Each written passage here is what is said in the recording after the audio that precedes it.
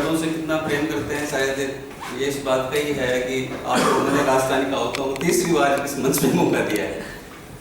तो अभी सर जैसे कह रहे थे, मैं थोड़ा सा ग्रास रूट से जुड़ा हुआ हूँ या गाँव में जाता हूँ, तो अभी भगवत गीता में जो राहुल सर ने जो बात की ना, वो मैं थोड़ा टाइम दे रहा हूँ उसके ऊपर, आत्मा के बारे में बात की। तो गाँव के अंदर इस पे सर जो ग्रामीण लोग हैं ना अपने सर, वो एक छोटी सी बात कहते हैं कि ये जीवन जो है ना सर 2.5 किलो से लेकर 2.5 किलो तक की यात्रा है। तो मैं भी कभी नहीं समझ पाता था कि 2.5 किलो से 2.5 किलो की यात्रा क्या है। तो उन्होंने कहा कि बच्चा जब जन्म लेता है ना सर, तो उसका औसत भार जो वजन जो होता है ना 2.5 किलो होता है, और जब उसका दाह संस्कार हो जाता है और जब हरिद्वार लेके जाते हैं ना, तो उस हंडी के अंदर जो कुछ है ना उसका वजन भी 2.5 किलो होता है। तो ये जो जीवन की यात्रा है 2.5 किलो से 2.5 किलो तक की है सर ये। तो आज का जो मेरा चैप्टर है सर, ये राजस्थानी कहावतें हैं, इसमें 3 कहावतें हमने सेलेक्ट की हैं, तो वो मैं 1 बाय 1 इस पर थोड़ी सी आपसे डिस्कस करता हूँ। ये जितनी भी कहावतें उनके पीछे एक कहानी चल रही है, एक संदर्भ है। पहले मैं वो बताता हूँ आपको इस कहावत के ऊपर क्या है सर। इस कहावत में क्या है कि एक गाँव के अंदर एक आलसी महिला होती है, उस पर घर के ऊपर संपन्न है वो, तो गाँव के जो कुत्ते होते हैं वो उसके अंदर जाते हैं, माल खाते हैं, बाहर आते हैं, कुत्तों को बड़ा आराम हो रहा है, कोई काम नहीं करना पड़ रहा। तो एक बार उस औरत के मन में आता है क्यों नहीं अपन यहाँ पर एक दरवाजा लगा दें, जिसको रास्ते में किवाड़ कहते हैं। तो उसने किवाड़ लगाने की योजना बना ली और किवाड़ लगा भी दिया, दरवाजा लगा दिया। कुत्तों में टेंशन होगी, बेरोजगार हो गए अपन, अब अंदर कैसे जाएंगे, कैसे खाएंगे, गाँव में कोई रोजगार आ नहीं, शहर की ओर चलते हैं। रेवाड़ी एक शहर को इंडिकेट कर रहा है इसमें।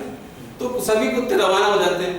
रास्ते में एक कुत्ता मिलता है जिसमें यहाँ एक वर्ड आ रहा है काणो कुत्तो। काणो का मतलब एक आंख से काना नहीं, राजस्थानी में काना का मतलब होता है धूर्त, होशियार, चतुर को बोलते हैं सर, कि ये आदमी बहुत काया है। तो वो कुत्ता उनको मिल जाता है। तो उस कुत्ता उनसे पूछते हैं भाई कहाँ जा रहे हो, कि सर ऐसी बात हो गई, अब हमारे तो पास तो कुछ रोजगार रहा नहीं, अब शहर जाएंगे।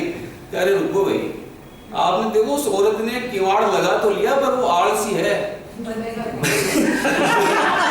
जुड़ेगा कौन उसके, खुला ही रहेगा वो दरवाजा, तो वापस चलो आप वैसा का वैसा सब कुछ वही माल खाएंगे और मस्त रहेंगे।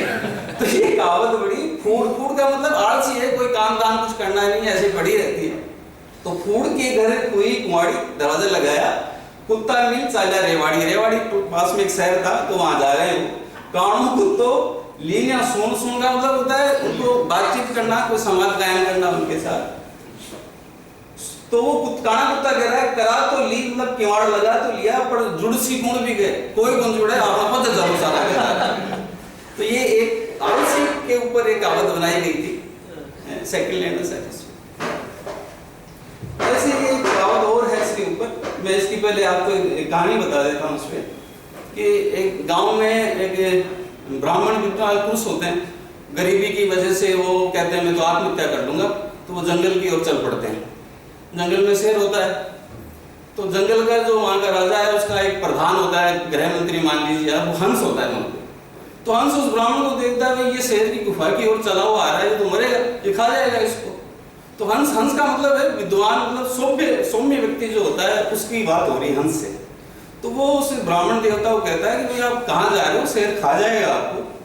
वो कहता है मेरे घर पे गरीबी है, मेरे पास ये है, मुझे तो मरना ही है। तो ठीक है कोई बात नहीं, शेर को देख लेता है, शेर को बुलाता है उसको। तो कहता है कि महाराज ये गरीब आदमी है, इसमें 4 तो हड्डी नहीं है, आप खा के भी क्या कर लोगे इसको। तो आपने जिन लोगों को खाया ना आज तक, उनके अंगूठियां, कान के गहने वगैरह सब पड़े, इसको दे दो आप। तो ये गांव जाएगा, तो इसके लालच में और लोग आएंगे यहाँ, उनको खाना, तो आपका ही पेट भर जाएगा। तो एक नीति की बात करता है, उस ब्राह्मण की जान बचा लेता है, वो सारे गहने वगैरह दे देता है उसको।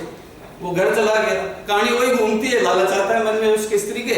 वो फिर कहती है कि आपका दोस्त तो शेर है, वापस जाओ आप। तब तक जंगल में सरकार चेंज हो चुकी होती है।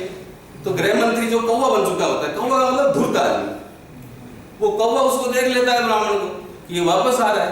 तो उल्टी बात समझना उसको, वो शेर को क्या कहता है कि देखो महाराज ये लोग, गांव के लोग रोज जंगल में आएंगे ना, ऐसे तो आपको भय खत्म हो जाएगा, इसको ये छटा दो सर। तो राजा को उल्टी पट्टी पढ़ाता है उसको, पर वो राजा था, वो समझदार होता है, तो वो समझ गया कि ये इसको मराने के फिराक में और कुछ लेना देना कुछ नहीं है। तब वो शेर उस ब्राह्मण को कहता है कि देखो हमारा प्रधानमंत्री चेंज हो गया है, अब पहले वाली बात नहीं है, चुपचाप घर चले जाओ, मैं सिंह हूं, मैं किसी का जजमान नहीं हूं। तब ये कहानी बनी कि हंस गया घर आपके, तो पहले वाले हंस जो प्रधानमंत्री जी थे वो तो अपने घर चले गए हैं, और काग हुआ प्रधान। अब कौवा जो है वो प्रधानमंत्री बन चुका है। जाओ विप्र घर आपने कि हे ब्राह्मण देवता अपने घर चले जाओ, सिंह किसका जजमान, मैं किसी का जजमान नहीं हूं, मैं खा जाऊंगा अभी आप। तो ये एक व्यवस्था की बताई गई है कि शासन के अंदर यदि धूर्त व्यक्ति आ गया तो क्या हो सकता है, और एक सौम्य व्यक्ति आ गया तो ये क्या हो गया। तो ये कहानी इसके ऊपर बनाई गई थी सर। तीसरा लीजिए सर। इसके ऊपर एक छोटा सा संदर्भ ये है कि एक कुमार की बच्ची होती है जो मिट्टी के बर्तन लेके ऊंट पे लाद के और शहर में उसको बेचने के लिए जा रही होती है। रास्ते में माली का बाग आता है, तो ऊंट जो है माली के जो फल फूल वगैरह खेत होता है उसको खाने लग जाता है। तो वो कुमार की बेटी जोर जोर से हंसती है, मजाक बनाती है उसका कि तेरा ऊंट देखो मेरा नुकसान कर रहा है। तो माली की बेटी कहती है कि तू मेरे पे हंस मत, अभी देख ये ऊंट किस करवट बैठेगा। राजस्थानी में ऊंट जो होता है ना वो काल का और समय का द्योतक होता है। तो होता यही है, जैसे वो थोड़ा ऊंट आगे जाता है फिर वो लौटने लग जाता है, तो उसके जो बर्तन वगैरह होते हैं वो सारे फूट जाते हैं। तो फिर वो कहानी इस आधार पर बनी हुई है कि हड़ हड़ मतलब फूट फूट के जोर जोर से हड़ हड़ हंसे कुमार की बेटी हंस रही है, मरण का टूटे बूंट, बूंटे का मतलब होता है वनस्पति, तो उसकी नुकसान तो हो रहा है। तू के हंसे बावड़ी, तो मदन की बेटी कह रही है तू के हंसे बावड़ी केकड़ बैठे ऊंट, ऊंट किस करवट बैठेगा अभी तू ये देख। तो इसका मतलब ये था कि समय बड़ा बलवान है, किस करवट बैठ जाए, किसी का मजाक नहीं उड़ाना चाहिए। तो ये राजस्थानी कहावतों की सुंदरता है, मिठास थी जो मैंने आपके सामने पेश की, और मुझे समय देने के लिए धन्यवाद।